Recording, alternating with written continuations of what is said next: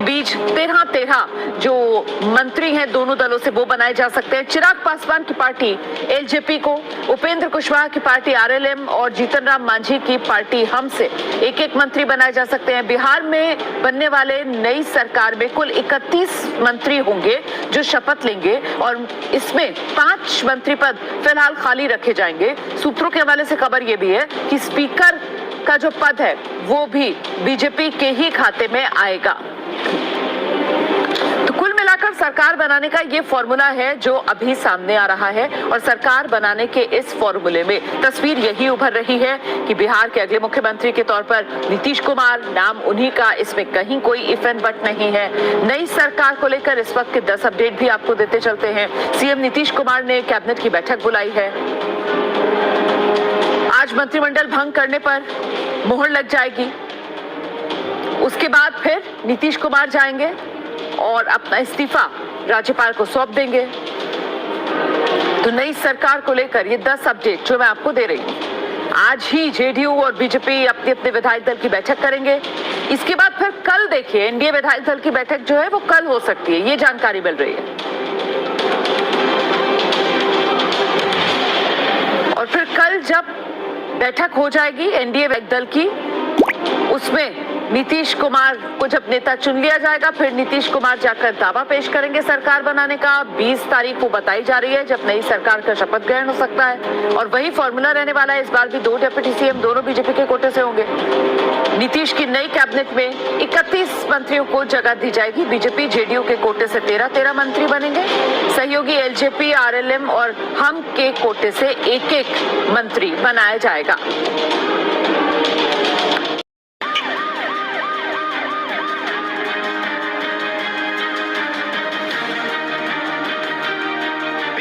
Bumper जीत के बाद NDA में सरकार गठन को लेकर हलचल तेज है। शनिवार से रविवार तक दिल्ली से लेकर पटना में लगातार हलचल हो रही है। शनिवार को दिल्ली में अमित शाह के आवास पर बीजेपी और जेडीयू के नेताओं का आना जाना लगा रहा। जेपी नड्डा ने अमित शाह से मुलाकात की। केंद्रीय मंत्री और जेडीयू के नेता ललन सिंह भी अमित शाह से मिले। बिहार के चुनाव प्रभारी धर्मेंद्र प्रधान और विनोद तावड़े भी गृह मंत्री से मिले। दिल्ली में हलचल हो रही है तो पटना में भी नीतीश कुमार का आवास मेल मिलाप का केंद्र बना हुआ है। नीतीश के घर डिप्टी सीएम विजय कुमार सिन्हा पहुंचे। आरएलएम प्रमुख उपेंद्र कुशवाहा आए। इन मुलाकातों का मकसद था बिहार में कैसे बनेगी सरकार। विधायक दल की बैठक होगी, जेडीयू की बैठक होगी, फिर बीजेपी की होगी, फिर अपने जो हमारी सहयोगी पार्टी है मांझी जी, चिराग जी और उपेंद्र जी, उनकी पार्टी की बैठक होगी। उसके बाद फिर एनडीए की बैठक होगी, उसमें नेता चुना जाएगा, फिर वो नेता शपथ लेगा। स्वाभाविक रूप से जब नया चुनाव हुआ है तो फिर से नई सरकार के गठन की औपचारिकता पूरी की जाएगी। तो औपचारिकता पूरी की जाएगी, इसके लिए आपको थोड़ा इंतजार करना पड़ेगा। सरकार बनाने को लेकर प्रक्रिया जल्द पूरी होने का दावा किया जा रहा है। यहाँ ये जानना जरूरी है कि 17वीं विधानसभा का कार्यकाल 22 नवंबर तक है। मतलब ये कि नई सरकार का गठन 22 नवंबर से पहले हो जाना है, यानी कि 6 दिन के अंदर सरकार का शपथ ग्रहण होना है। अब बात आती है कि नई सरकार में किसके दल को कितने मंत्री पद मिलेंगे, तो इसका भी खाका लगभग तैयार है। सूत्रों की माने तो जो फॉर्मूला बना है उसके मुताबिक 6 विधायक पर 1 मंत्री पद मिलेगा। इसका मतलब ये है कि बीजेपी को 89 सीट मिली तो उसे 15 मंत्री पद मिल सकते हैं। जेडीयू को 85 सीट मिली, यानी कि उसे 14 मंत्री पद मिल सकते हैं। चिराग की पार्टी एलजेपीआर को 19 सीट मिली तो उसे 3 मंत्री पद मिल सकते हैं। जीतन राम मांझी की पार्टी हमको 5 सीट और उपेंद्र कुशवाहा की पार्टी आरएलएम को 4 सीट मिली तो उन्हें शायद एक मंत्री पद मिल जाए।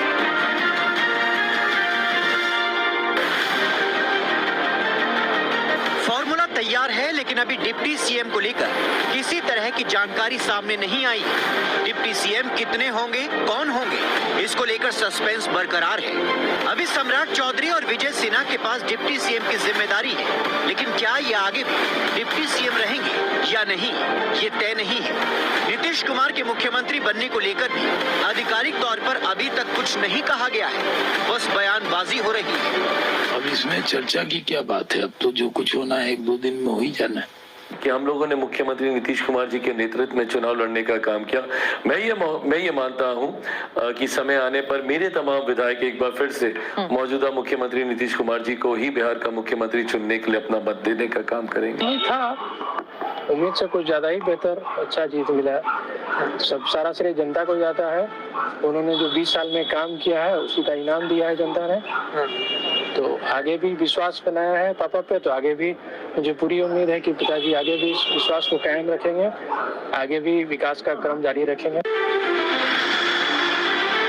बिहार में कौन बनेगा मुख्यमंत्री, कौन होगा उप मुख्यमंत्री और कौन होंगे मंत्री, इसकी तारीख भी अब तय होती नजर आ रही है। एबीपी न्यूज को जो जानकारी मिली है उसके मुताबिक पटना के गांधी मैदान में शपथ ग्रहण समारोह हो सकता है।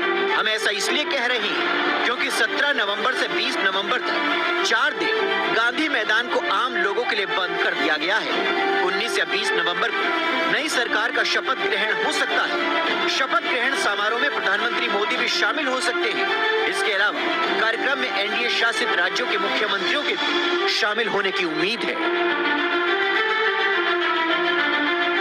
काम किए तो वैसे जनादेश मिला, सबका काम भी किए, महिलाओं के लिए महिला सशक्तिकरण में बहुत काम किए, आज तक कोई नहीं किया। टांग बताइए जरा जल्दी से, अब नई सरकार का इंतजार बेसब्री से किया जा रहा है, उसी को बनाने के लिए कवायद कैसे तेज होती नजर आ रही है? देखिए, आज 11:30 बजे जो है नीतीश सरकार की मौजूदा कैबिनेट की जो है वो अंतिम बैठक होगी मुख्यमंत्री नीतीश कुमार की अध्यक्षता में। इसमें जो है वर्तमान विधानसभा को भंग करने और 18वीं विधानसभा के गठन की अनुशंसा की जाएगी। इसके बाद नीतीश कुमार राजभवन जा सकते हैं, इस्तीफा दे सकते हैं और नई सरकार के गठन तक कार्यवाहक मुख्यमंत्री वो बने रहेंगे। आज ही बीजेपी विधायक दल एवं जदयू विधायक दल की बैठक हो सकती है। कल एनडीए विधायक दल की बैठक हो सकती है, जिसमें नीतीश कुमार को जो है एनडीए विधायक दल का नेता चुना जाएगा। उसके बाद वो फिर से राजभवन जाएंगे और सरकार बनाने का जो दावा है वो पेश करेंगे। 19 या 20 नवंबर को पटना के गांधी मैदान में जो है वो शपथ ग्रहण कार्यक्रम हो सकता है, जिसमें पीएम मोदी एवं एनडीए शासित राज्यों के जो सीएम हैं वो शामिल हो सकते हैं। और अब दूसरा सवाल शशांक, अब दूसरा सवाल जरा सुन लीजिए मेरा, और दूसरा सवाल ये है कि मुख्यमंत्री नीतीश कुमार ही, इस पर तो कोई इफ एंड बट है नहीं, लेकिन वो 2 डिप्टी सीएम, क्योंकि बीजेपी सबसे बड़ी पार्टी के तौर पर बिहार में उभर कर आई है, तो दोनों डिप्टी सीएम पद बीजेपी के ही होंगे पिछली बार की तरह, या इस बार सहयोगी चिराग पासवान की पार्टी से भी किसी को डिप्टी सीएम बनाया जा सकता है क्या? इसको लेकर क्या जानकारी मिल रही है? और मंत्री पद देने का फॉर्मूला क्या? वही करीब 6-7 विधायकों पर एक मंत्री पद, यही फॉर्मूला रहने वाला है? बिल्कुल 6 विधायकों पर एक मंत्री पद का जो फॉर्मूला है वो हो सकता है। जो सोर्सेज बता रहे हैं, जदयू से 13 मंत्री, जिसमें मुख्यमंत्री नीतीश कुमार भी शामिल है, बीजेपी से 13, चिराग की पार्टी से 3 और एचएएम से 1, आरएलएल से 1, कुल 31 जो है वो शपथ ले सकते हैं। बिहार में अधिकतम 36 मंत्री हो सकते हैं। तो इस बार जो है जानकारी मिल रही है कि 5 जो मंत्री पद हैं वो खाली रखे जाएंगे, आगे चल के जो है इसको भरा जा सकता है। और जहां तक आप डिप्टी सीएम का सवाल कर रही हैं, तो देखिए बिहार की जो सियासत है वो जाति के इर्द गिर्द ही घूमती है और ये जो पूरा जो मंत्रिमंडल बनेगा नया, इसमें जातीय समीकरण का जो है वो पूरा ख्याल रखा जाएगा। देखिए बीजेपी से ही 2 डिप्टी सीएम हो सकते हैं, चिराग की पार्टी से होंगे, अब तक ऐसा लग नहीं रहा है। और अब देखिए यहाँ पर उसमें एक जो है अगड़ी जाति से हो सकता है और एक जो है अति पिछड़ा से हो सकता है। तो वो नाम कौन से होंगे, अभी कई तरह के नामों पर चर्चा चल रही है, लेकिन